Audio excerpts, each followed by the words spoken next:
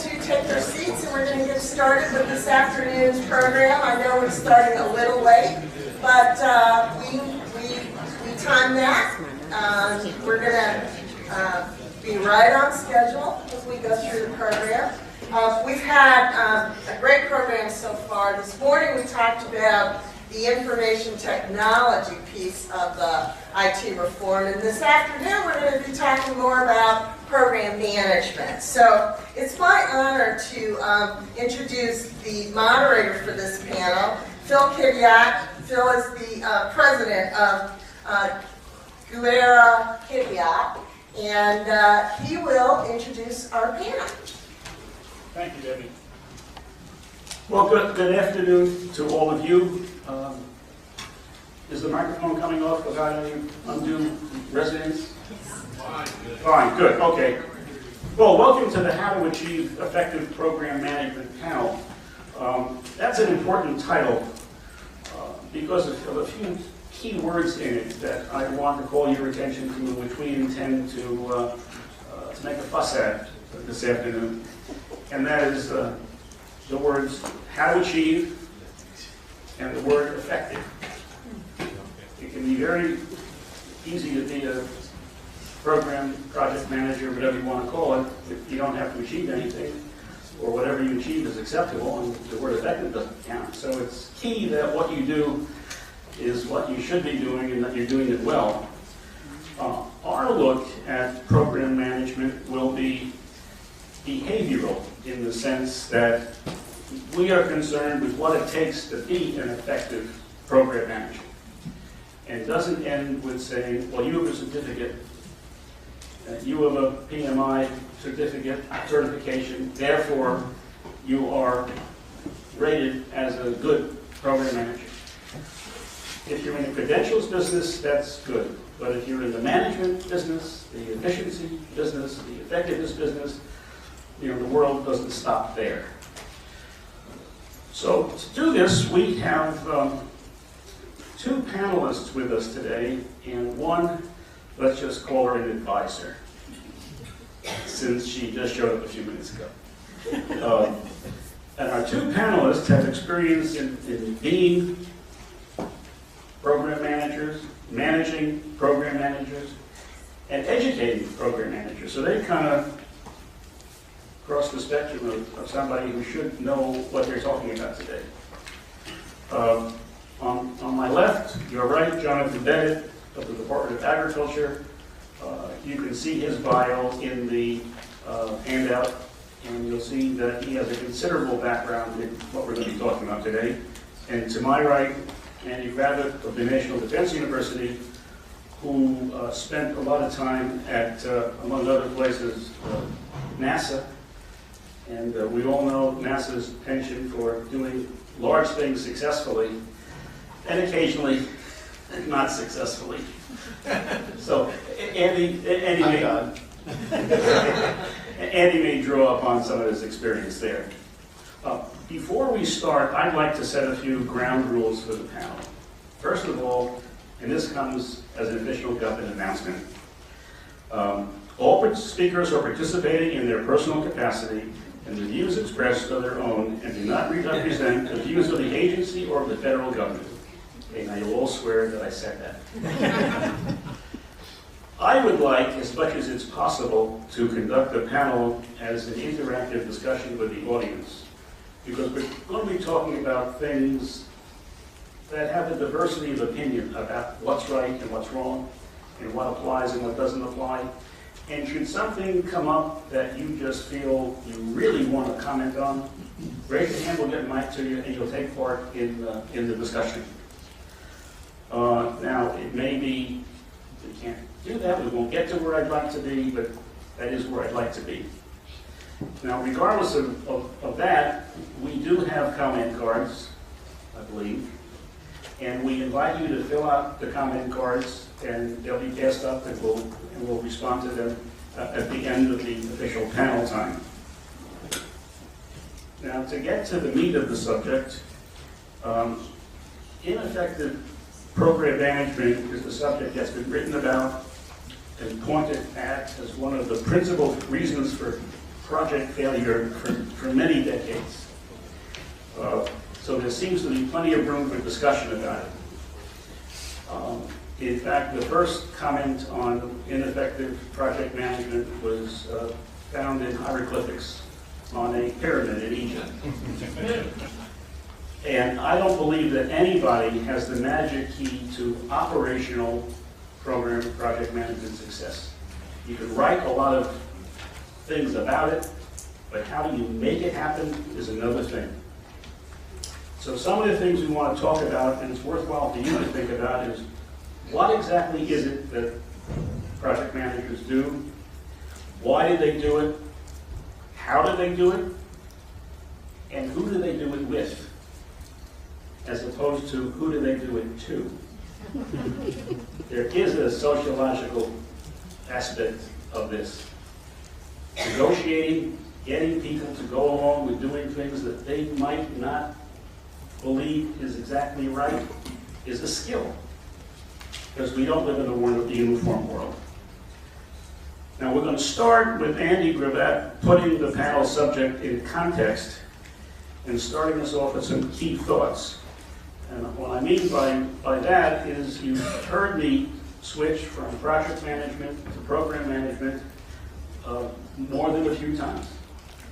The title of the talk is Effective Program Management. But I would say that probably half the people in the room think that what they do is project management. So you have to start there to know what we're talking about. And then we'll just let the panel go as it may. Andy? All right. Good afternoon. I've got to stand up because I'm a professor and I have to do that, and I also have to ask for my PowerPoint slides. I cannot believe that we've gone a whole half a day without a PowerPoint slide. And so I promise not to just read off of them, but that's part of my job. I'd like to thank you very much for having us here today for the panel. I'd personally like to thank you. TechAmerica actually comes and teaches a lot of our courses at the iCollege and NDU. You come and actually talk about the contractor perspective. And my years at NASA, I was a contractor. So a lot of times I'm giving the contractor perspective too. So between the two of us, we get like 2/3 of the classes from the contractor perspective. And that's a good thing for the government folks to hear. So, so we're working from that. And, I've got a real passion for project management. So when I was at NASA as a contractor all those years, building systems and doing, system engineering and software, the thing that was, when I had this opportunity to go to the NDU and teach project management, at the graduate level, it was really exciting for me because I think this is a lot of the issues that we have in the government. I think we can make a big, some serious achievements in this. So we got the first slide. No, I had the clicker.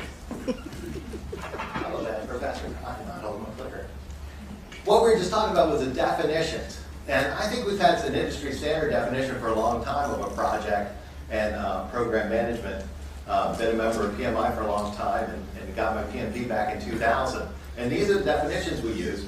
The main thing with a project is it's something that is a temporary endeavor that has a beginning and end. Okay, so when we're building a software project, we're building any kind of an IT system, we're going to be a project. Then we get down to programs, and that's when they have the longer terms. I think it's cheating when you put your maintenance on the end of a project so you can call it a program. Okay, anybody with me on that? Maintenance goes on forever, so we go, I want to be a program manager, that sounds so much cooler, I'm going to put my maintenance on the end. But I think that that's a lot of what's happening right now in our discussions. I have been having a lot of meetings with folks, and it seems that we're always starting out with these 2 bullets. And so if it's a 1-hour meeting, we spend 45 minutes on this, and then we can pull in the last 15 to try to get our agenda taken care of. So how does this fit in with Vivek's 25 points with the reform plan? And we come in 2 areas. Now the first one is strengthened program management. And if you read through strengthened program management, you'll see that a lot of the times they're talking about project management, I think. Although it could be projects with maintenance added on to the end.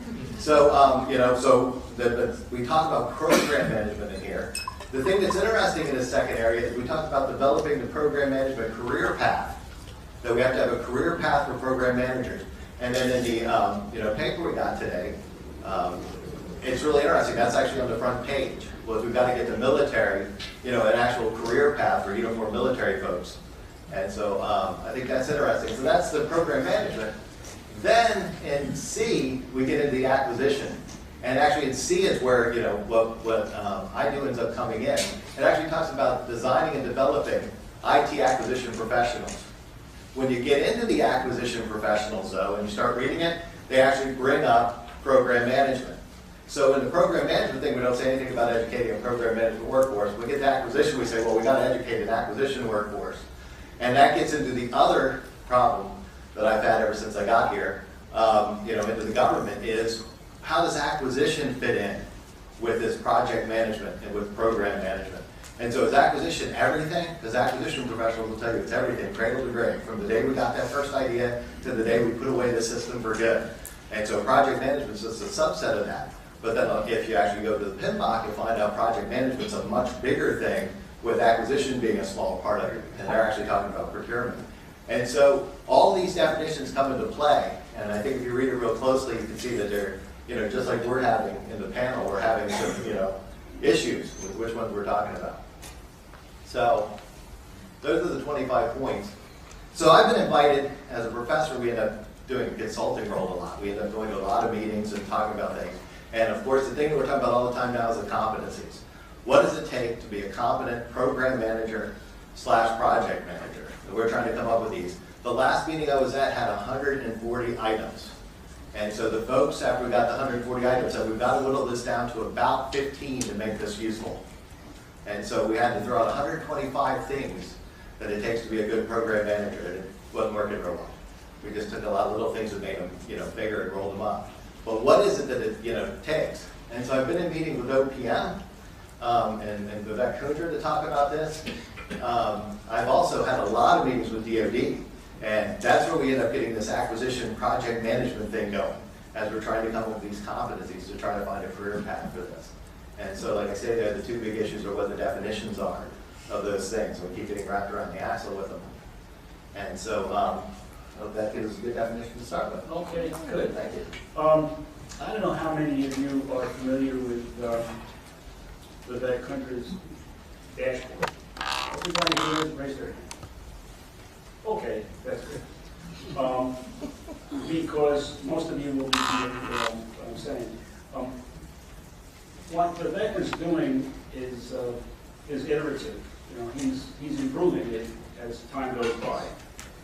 And some of the conversations that TechAmerica has had with him involved extending the concepts in the dashboard to include the full range of people who should rightly be involved in projects that are important enough to be on the dashboard, either in size or significance, to include not just the CIO, but the CFO, the Chief Acquisition Officer, the Chief Human Capital Officer, Chief Acquisition Officer. All of those are people who would say that they have something significant to say about success.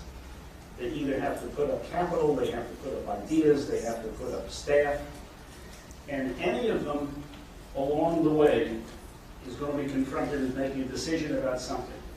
And the decisions are going to have to be made on a joint basis. So one of the suggestions that TechAmerica made was that to show that a department has its act together as far as giving project manager the support, the management support they need to enable them to become effective, was to show the signatures of each of these people, who by putting their signature on the paper said, I'm part of the management team, I agree with the acquisition strategy, I agree with the staffing strategy, I agree with the technical approach, and I agree that we should spend the money to get to the announced objective. Right now, you'd be hard-pressed to go into any department and find a set of signatures on like that, all endorsing the same objective. Well, if you can't get people to agree to put their name on something, then whatever happens to accountability? everybody will walk away from it and say, if once trouble happens, and I have nothing to do with that. And that's the only thing that counts. As long as things are going well, nobody cares. It's when things start going south that the issues of accountability come up. And accountability, leadership, things like that are really, really what's important here. And what is important is that the person who wears the project management, program management hat has to be backed up by all these senior individuals, or else he's a paper tiger, and people figure that out right away. So what we're trying to do with TechAmerica is take some of the lessons that we've learned in industry as well as government and try to feed those into the OPM level. But what we're also trying to do is distill all of our experience to figure out what really are the keys to making things work properly. Now, Jonathan has seen a lot. He's been a project manager at a number of places, and I'd like to pass the ball to him right now. Let him talk about his views on this subject. Thank you, Phil. Thank you, everyone, for coming out this afternoon. I know this is an exciting one day, packed full of information. I want to give a special thanks to Vivek and his team for even putting program and project management at the forefront of discussion. I mean, who would have thought we'd get this many important and busy executives in one room talking about project and program management? I've put on panels and programs for FCA, Bethesda, and a firm for years, and I'm passionate about the subject. I always want to have a program on that, and I always get that kind of, oh, what's the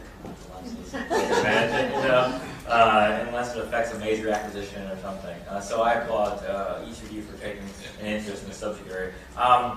I also want to say that, if you look at the 25-point plan, the 3 primary areas, number 2 area, or B, however you call it out, may be the improving program management. But I'd argue to say that the success of the entire 25-point plan hinges on the successful project and program management of each of those areas. So, I mean, there's a thread that ties all of those together, and I think it's program and project management. You can't do any of the acquisition or applying light technology without realizing it's effectively a project. You're not just going to get away with that easy. So I also would like to say, as Phil mentioned, that in addition to project and management, technical competencies, program and project management is a blended skill set. And each of you in the room here knows it. It requires leadership, relationship management, negotiation, and communication skills. Relationship management alone, the multidisciplinary stakeholder and collaboration requirements. You've got to be able to communicate with acquisition folks.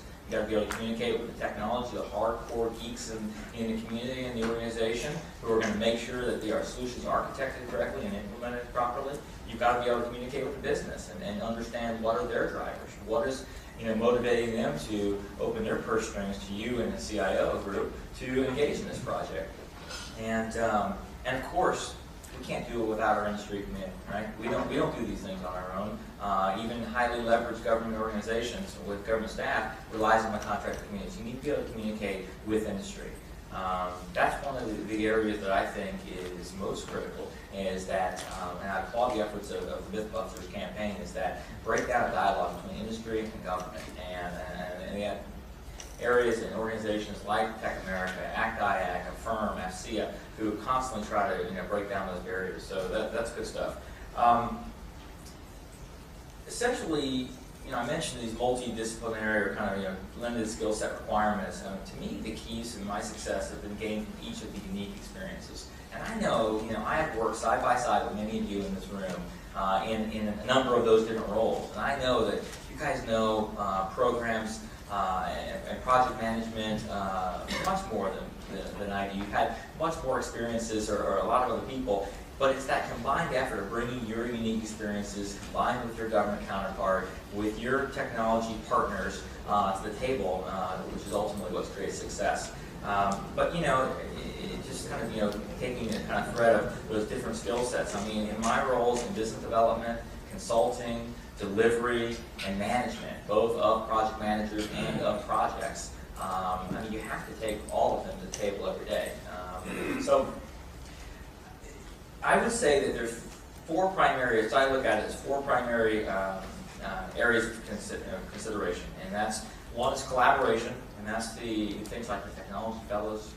That would be terrific if we could create an area that we could collaborate and share best practices among government and industry. The integrated program team approach, I mean, that's kind of a no-brainer, but that would be really powerful. Creating a platform that we can share collective best practices. I got to see a presentation on FedSpace this last week, and the powerful nature of being able to sensitively share, more information than I could in LinkedIn, about what's going on, or looking for some support or some answers to a common problem I'm having, more than my immediate circle of colleagues.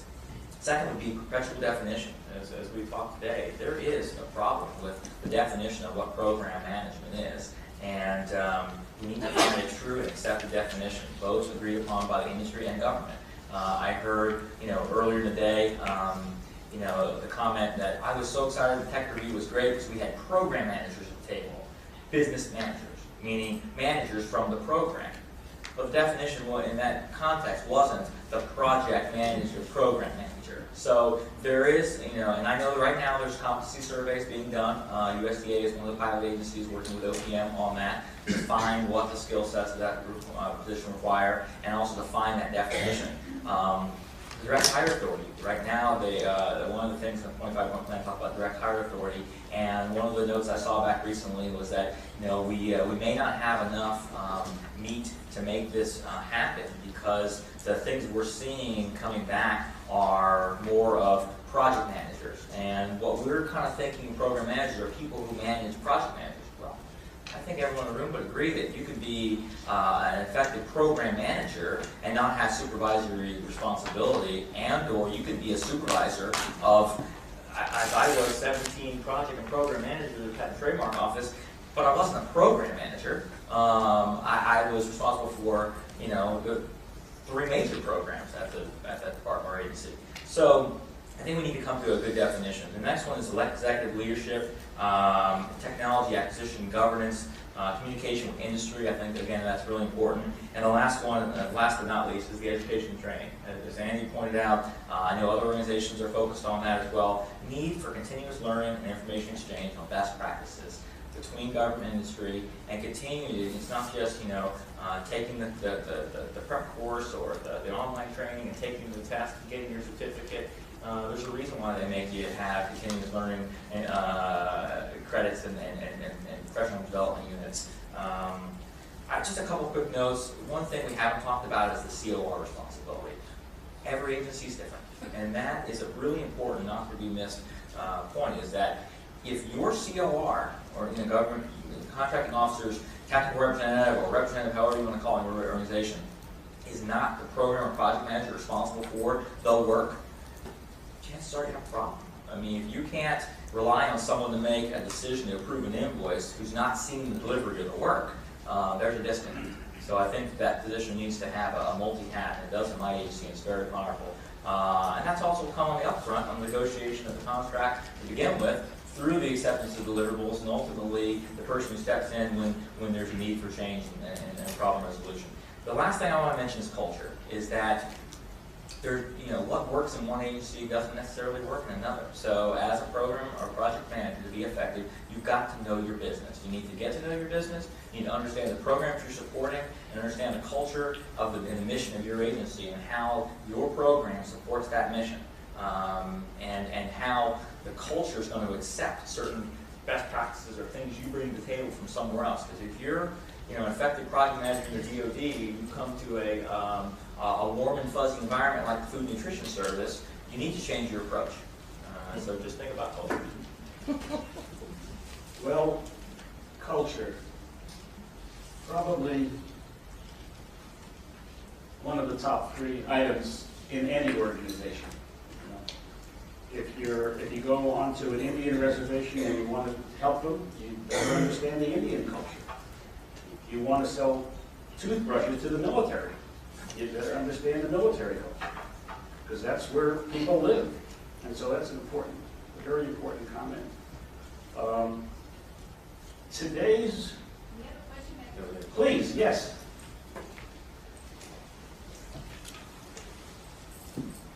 Noah Nason with ATF.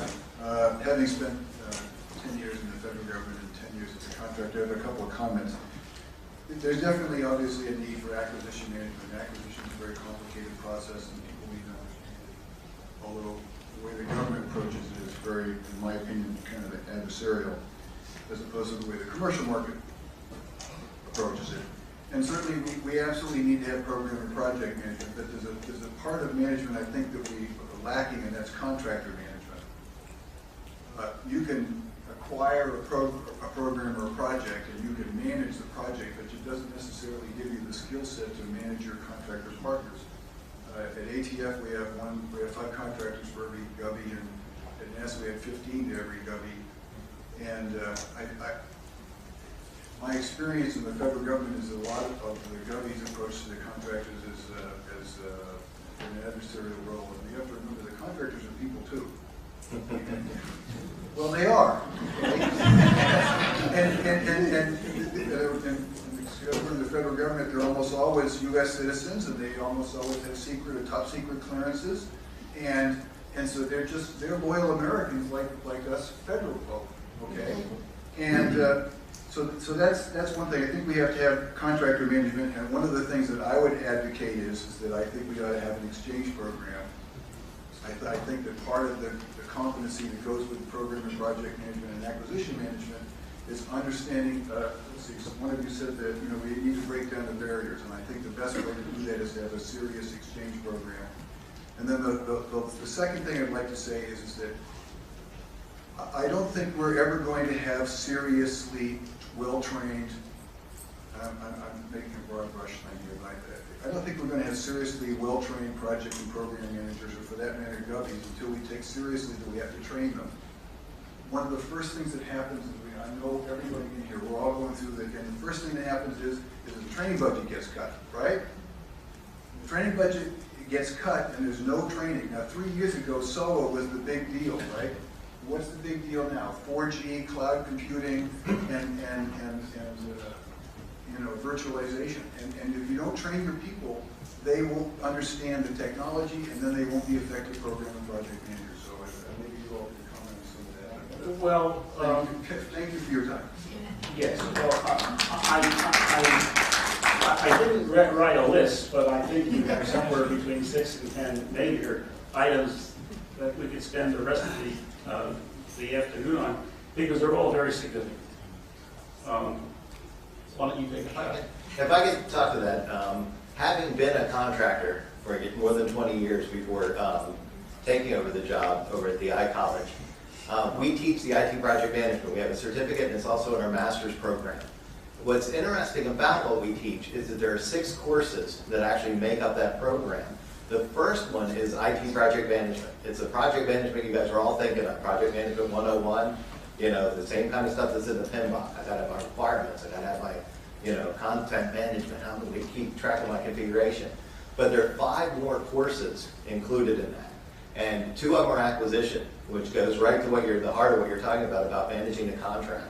And I was telling the story at lunch a couple days ago. I was actually teaching in one of our acquisition classes, and I had to make a big point about that this needs to be a collaboration, a partnership between industry and the government, that this is very important as a partnership, because whenever I've gotten adversarial as a contractor, whenever that adversarial thing started, it always went downhill from there. It was almost impossible to pull it back, but even if you pulled it back, you wasted lots of resources yelling back and forth at each other. So I said, and the first way to begin this partnership is to never put out another RFP on December 24th. Okay? Especially with the 30-day, delivery. And what was hilarious about it, I shouldn't say hilarious because it could be sad too, depending on how you feel about it, but one of the students came back and immediately said, "What's the big deal? We got it done so that they could get started." And so I actually laid in a story where it took 18 months for the RFP to come out. They gave us 30 days to answer because they needed it real quick, and then 14 months later they actually awarded it. And I'm not sure why my Christmas had to be destroyed for that. So at least somebody at the iCollege is arguing for that. And I'll just tell you the other one is, building the other 3 courses are building a business case. Because we are notorious in the government. It's amazing how many times we build systems without having any reason for them. Besides, it would just be really good to build one of those. The next one is technology. We actually have one class that's just about the technologies of the things you need to know to be an effective project manager in IT. And then the last course is leadership. And I think that's one that gets left out of a lot of this, and you were talking about it. That's all the collaboration skills, the working with people skills. It's great to have the management tools, you know, the management 101, but it's so much about the leadership. When you tell those people to go take the hill, and then they, you know, we gotta have this, we don't have this by Friday, you know, everything's gonna fall apart. And then they pull out their contract and go, but on page 307, I don't have to do that. And then here we go, you know, because we've just totally screwed it all up and fallen back into the management paradigm. And so those are the things that go about making that education. And so, you know, I think that's, you know, a fantastic way to look at it, because we do pinpoint just on that 1/6 of our program, which is the project management. One of the observations I'd like to make, well, I agree that all of those are very valid points. And somewhere in the federal government, maybe many places in the federal government, each of those things is being done well. And somewhere in the federal government, and maybe many places in the federal government, each of those things is done very badly. I mean, I have seen cases where a contract has been put in place by a contracting officer who never talked to the program people. He decided what the requirements were. He decided how it should be evaluated. He decided, that's a generic he sheet, how much it should cost. And when the program people found out about it, they were amazed. Of course, they couldn't do anything about it at that point. So the lack of consultation within the group of people that should be working together, you know, is widespread. So you could make a statement like you said, and the difficulty is that at OPM and OMB, we talk at high levels, and we generally say the right things, but when the rubber meets the road in the agency and department levels, it doesn't happen that way. So I share your problems. I've seen them all, and what it takes. And here's where I beg to differ with the overemphasis on the importance of technology. The problems of projects and programs not going well are generally cannot be laid at the feet of technology. We have more technology than you could ever use. It's basic management, giving people the authority, collaboration, the insistence on working as a team, having measurable objectives, making people accountable. That's where it's at.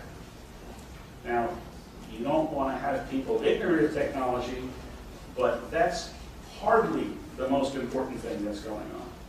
Even if our technology was 2 generations behind, if we had good management in front of it, we'd be better off than we are today. Jonathan?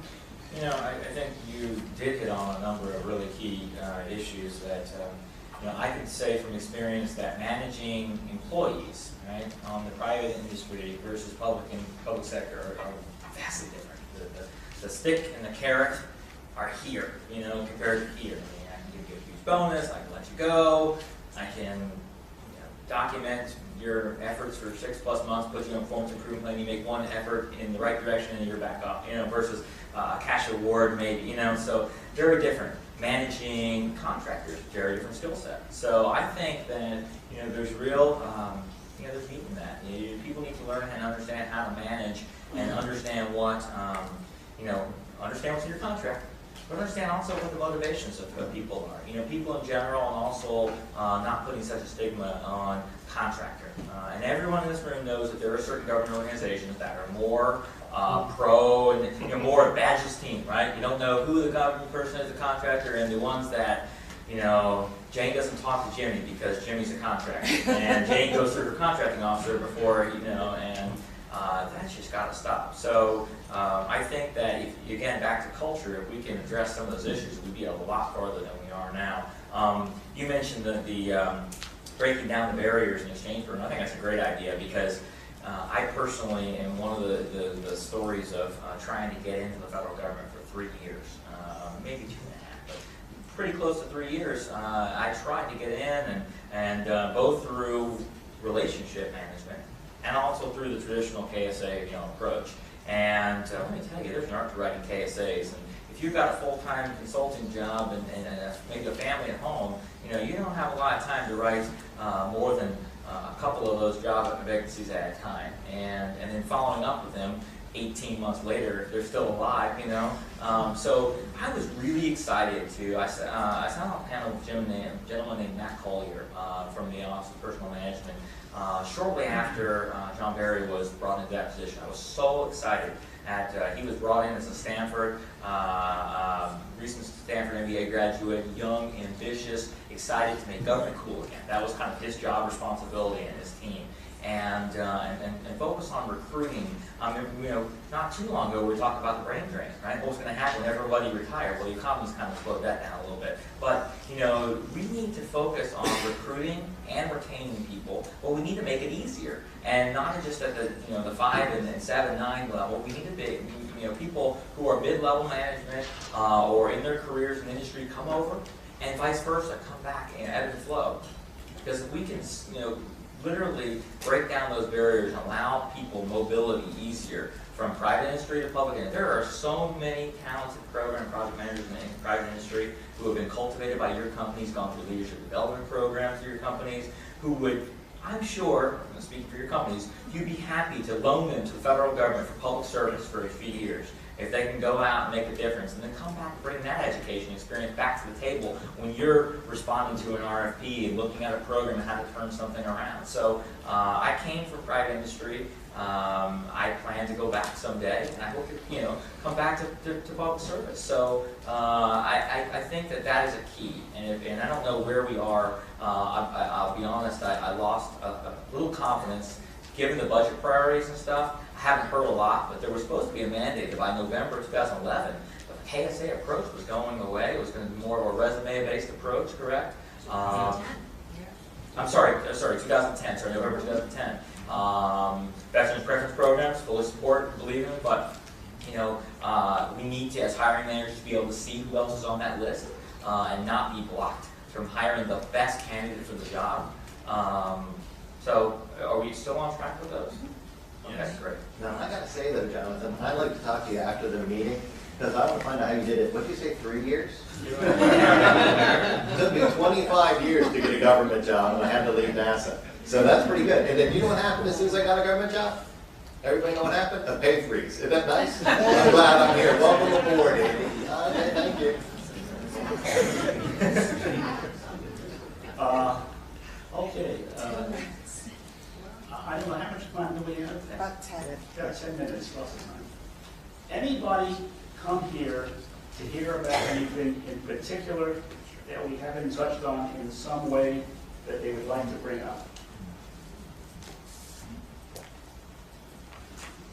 Did I see that? Everybody? Yeah, yes, we did. Thank you. Yeah, hi, thank you very much. It's been a great program today. My name is John Rayland with the General Services Administration and the Office of Technology Strategy. And then long-term government employee. Before that, I was with the aerospace industry selling IT systems to DoD. My main concern today is I've not heard anything on acquisition planning. Andrew touched on the business case. In what I've seen of business cases, those are maybe done somewhat after the fact. Anyway, they should have a strong focus on acquisition planning. What is the requirement?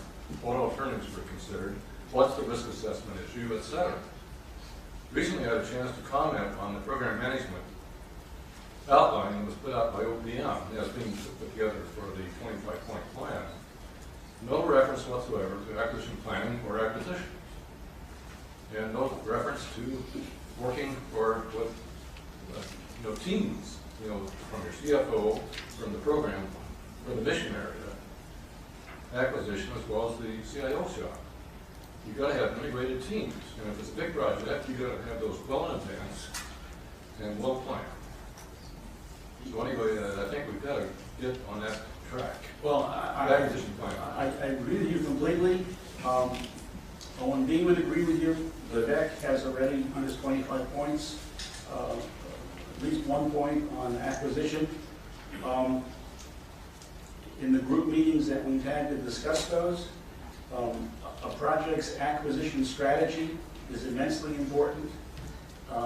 Should not only be stated in the documents that are forwarded for approval, but should be endorsed by the program people, the contracting people, the acquisition people, maybe the same, the technology people.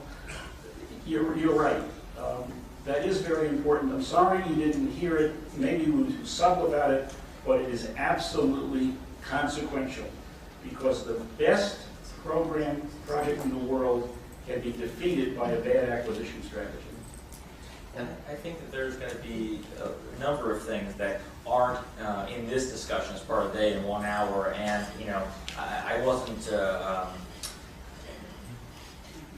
you're right, it's missing. I think the emphasis is missing in the plan as well, 25-point plan as well. But there's a lot of things that we could also talk about, SDLC, modular and iterative development, you know, and the importance of breaking down projects into manageable chunks and stuff. But I mean, you're right. I think the assumption, right, is that as part of the effective work or proper project management should be happening in your respective agency. But you're right, it's not often. And that alternatives analysis, that make or buy decision, looking at your current infrastructure investments to make sure that they're in line, your enterprise architecture strategy, all of those are important. Yeah. And part of the thing too is that the program managers, project managers, a lot of times aren't involved until after they've already put out the RFP, which stuns me, okay? Personally, it stuns me because then you get stuck in a position where you really had nothing to do with choosing your contractor, you know, what that contractor's bringing to the table, and all of a sudden it's all there, and you walk in one day and it's like, oh, you're the project manager, get this thing to work. And so then you have a huge problem right from the start that we try to plan through exactly what you're saying. And so, you know, one of the things we've talked a lot about in acquisition is you're the project manager, it's your baby to bring home. You've got to be involved in it and pick the right contract vehicle. And sometimes that is not fixed price. Oh man, I might lose my job over that. But you know, it's just amazing to me how many times we have the contract vehicle of the day, you know, the methodology of the day, and then we all jam our projects into it. And at the end, everybody 3 years later goes, well, that's not very good. Anybody have another idea? And it's, you know, I think performance-based is one of them, where, you know, when B came out and said 60% of the performance-based contracts didn't have any performance metrics involved at all. And you're like, well, that can't possibly be right, you know? So what are we trying to do? So. Yes, I just like to, and I certainly agree with everything you just said, obviously, but I'd like to make a comment. I've been a program project manager in the federal government for over 30 years. And I sit in these conferences time and time again and listen to the woe is me, we're just old, dumb old program managers, okay? We can't get ahead, we can't get smart, we can't. And you know, it surprises me that we're still saying that to one another as a community. Because we have got some other communities that we work with on a daily basis that have fixed and solved those problems. Now, there are problems everywhere, please don't get me wrong, but the acquisition community, for instance, they have legislated into that community checkpoints where they have to have schools, they've got to go back to school, they have to recertify throughout their careers. Now, the DoD does it by way of DIWEA, which you know well, for heaven's sakes, that people as they come in their career paths, in order to get ahead, they have to go back to school, they've got to have years of experience, then they have to be recertified. Well, somehow we in the program management community, we don't either have the courage or we think we're above that. We just say, okay, get your PMP and thank heavens for that, because if it weren't for that, we wouldn't have any certifications. And after that, you just knock yourselves out. If you're good, you're good. If you're not, you know, somehow as a community, we have backed away from our own responsibilities to this, to hire the right people, as you all have said, to get them on the right career path, to keep them trained, to keep them certified, and to keep them good. And I don't know why we're still having this conversation after all these years. Because the iCollege at the National Defense University is the best kept secret in the federal government. I'm sorry, did all this come about me? But it really is. I mean, because I agree with you completely. When it comes to the education, it is amazing how much money we have put towards certain areas, exactly what you were saying, and said, okay, these people are going to be trained, and they're going to be trained every 5 years, so we're going to do all this with these people. And then so many other areas, you know, have gotten left out. I hope it seems like it's getting picked up in Quebec. lands of a career And path. certified, though. It's not just training. These people have got to get certified to qualify for these jobs. Yeah. And we have you also- abrogated that But responsibility. you also have to agree that some of the most expensive, flawed programs at all levels lie within DOD. Yes, they have always training, they marvelous training, but it's when the rubber meets the road, things go wrong. And that is really what we're talking about. What can you do to prevent the things that go wrong from happening at the level when everybody's too busy to follow the rules, which happens all the time.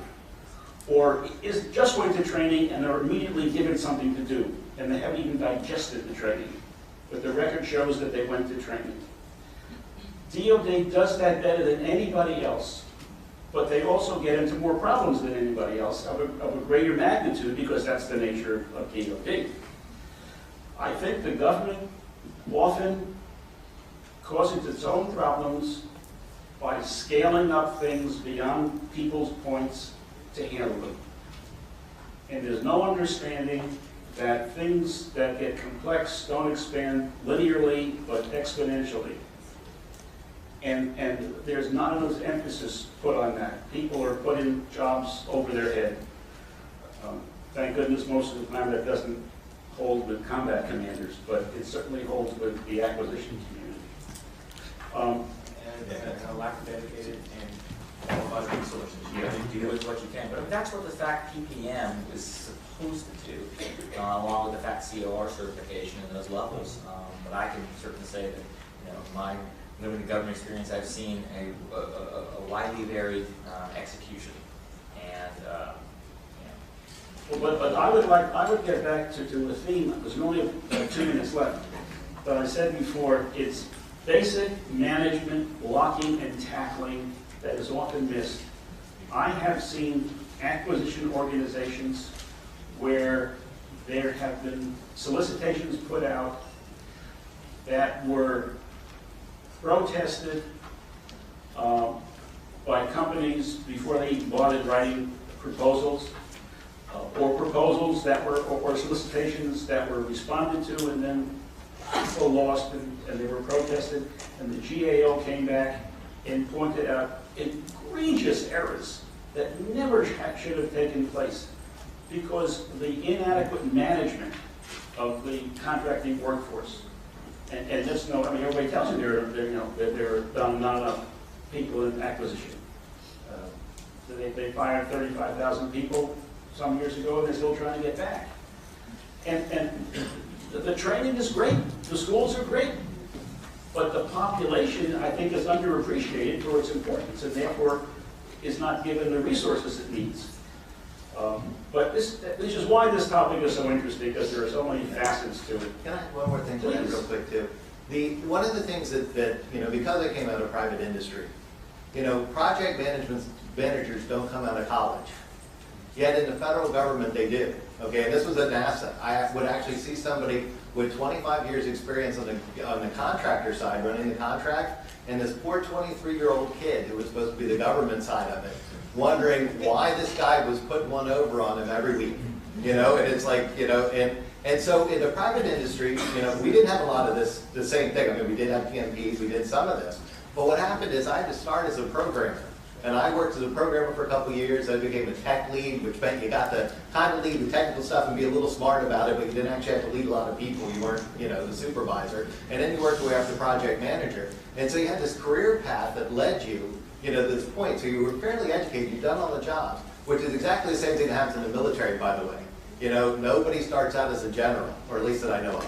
They did back in the Civil War. But, now you always start as lieutenant. You work your way up to the, to wherever you're going.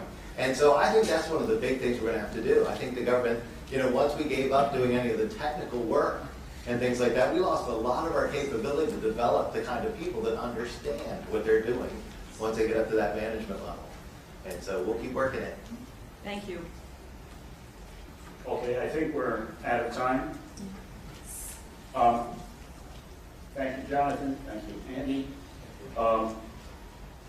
I hope you've heard at least one or two things that have rung a few personal bells for you, things that you need to look for in your job, somewhat sooner or later. One of the things we do very well in our business is we criticize each other very well. The GAO does a wonderful job. If we could only turn that around to doing things better the first time. And I think if we dealt more and more on more and more organizations on developing best practices and highlighting people that have done well, not just to say, Andy, you did this well, but this is why Andy did it well, so other people could share that. We'd all be the better off for it. And I thank you all for coming today and being interested in this subject. Thank you very much. Thank you very much to the panel, and Phil, thank you very much for moderating. I have a feeling that this conversation is going to go a little farther at the reception this afternoon. I don't think we solved the problem yet, but very interesting dialogue. It's 2:45, so we're going to take a 15-minute break and come back for a really great keynote address for the end of the day. So we will see you back at 3 o'clock, please.